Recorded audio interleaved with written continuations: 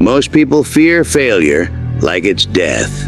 One mistake, one rejection, one missed shot, and they quit.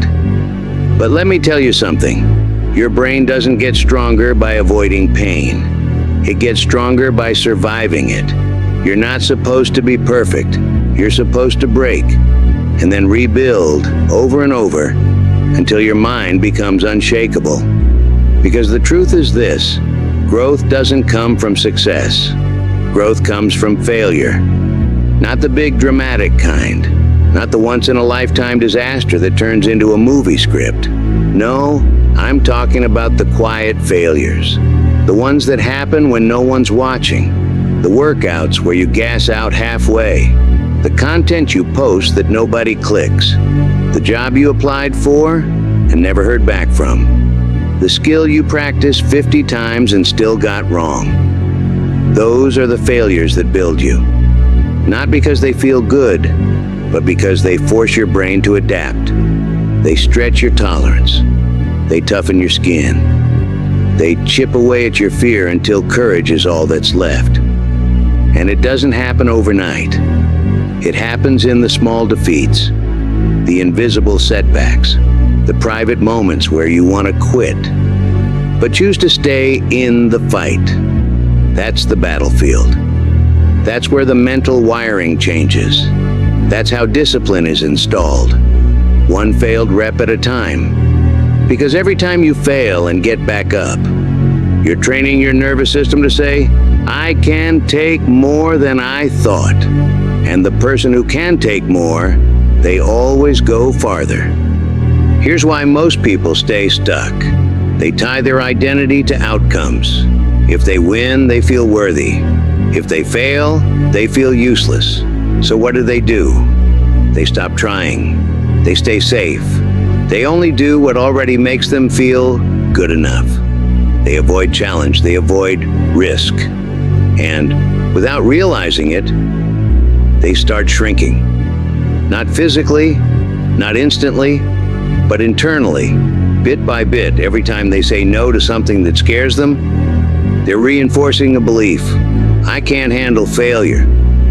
And that belief, it becomes a prison. A trap that looks like comfort, but it is actually suffocating your potential. You've probably felt it. That pit in your stomach after screwing up, that echoes in your head, saying, maybe I'm not cut out for this. You question yourself. You shrink around others. You start lowering your goals, not because you want less, but because you're afraid to fall again. But hear me, that doesn't mean you're weak. It doesn't mean you're broken. It means you were trained wrong. Society taught you to treat failure like a disease, to avoid rejection at all costs, to trade risk for safety, discomfort for distraction, challenge for convenience. But that programming, it's a lie. Because in reality, failure is medicine. Yeah, it's bitter. It burns going down. It doesn't come with applause or likes, but it's the cure. The exact thing you need to build calluses on your soul. Failure doesn't break you. It introduces you to the parts of yourself that comfort kept buried. You don't become confident by succeeding. You become confident by getting knocked down and realizing, I survived that.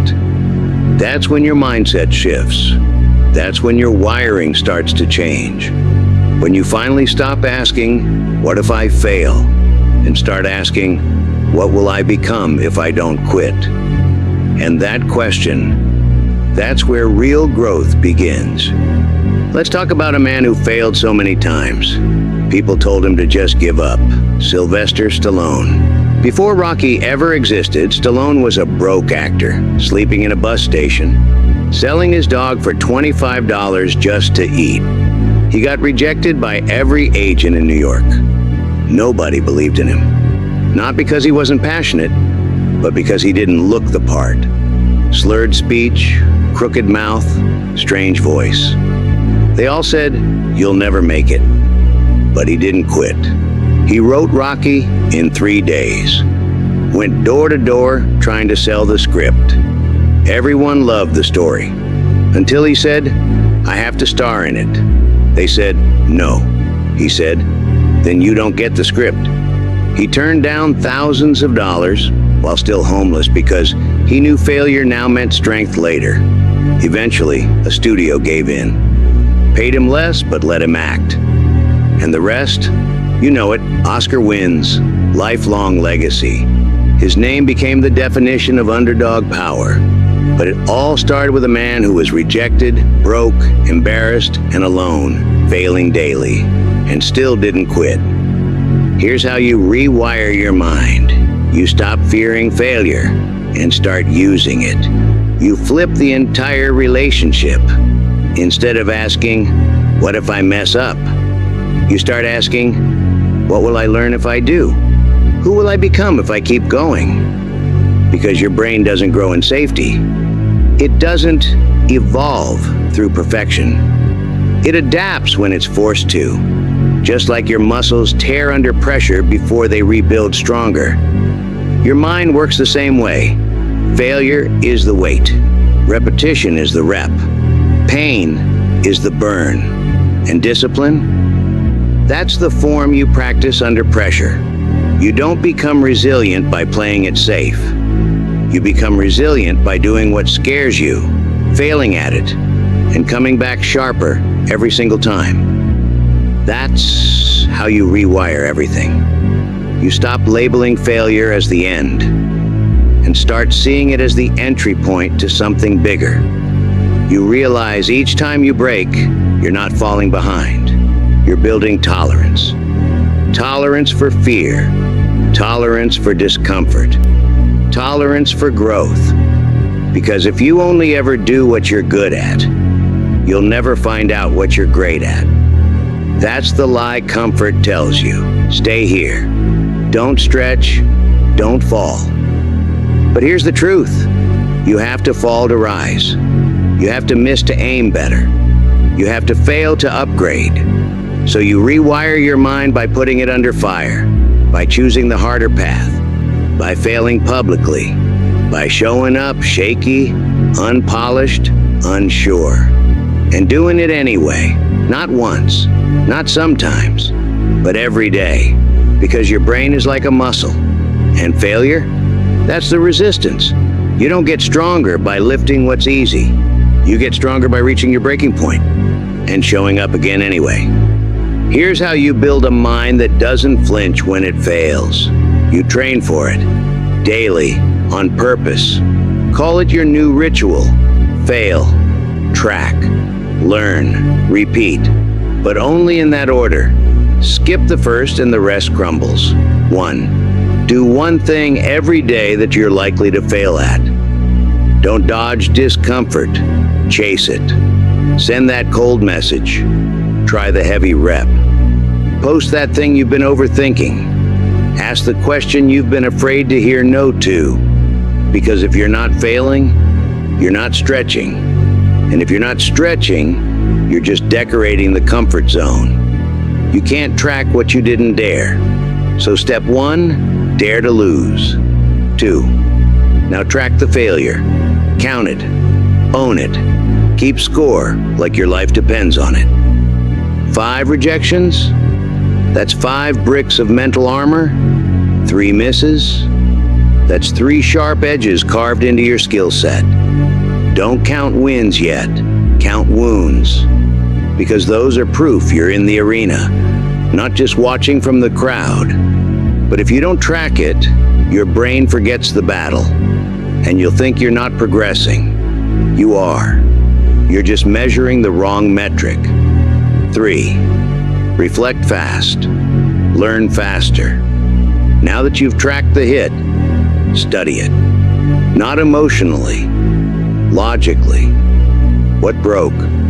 Why? What would you do differently if you could rewind just 10 minutes? Don't drag your reflection out for days. No journaling marathons. Just a single clear question. What did this failure just teach me? Because without reflection, failure is just pain. But with reflection, it becomes data. Direction, discipline. 4. Keep it quiet.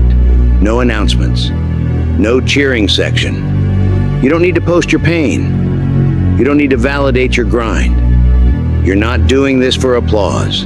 You're building your resistance in silence, like a monk sharpening a sword in a mountain cave. No one sees the hours.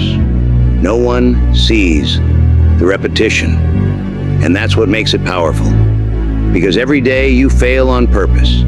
Every time you walk into the fire again, you're rewiring your nervous system. You're teaching your mind. Failure is not danger.